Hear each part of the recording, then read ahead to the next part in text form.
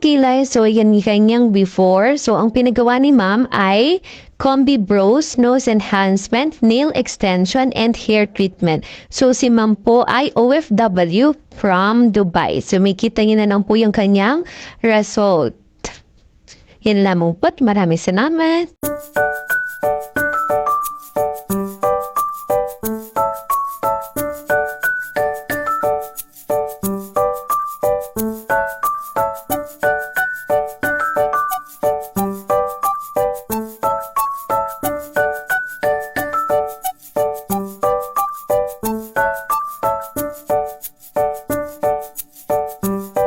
Feedback time!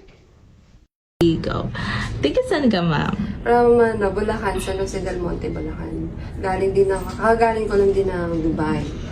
Tapos meron akong ilang araw na vacation. Siningit ko na rin yung oras ko para pumunta dito sa salon ni ma'am. Kamusta naman yung experience niya? Napakaganda experience. As in, parang full package. As in, hindi lang full package na yung ginawa niya sa akin. Nagpagawa ko sa kanya ng nail extension ko. Nagsuggest sa akin ng maganda kung anong bagay sa akin.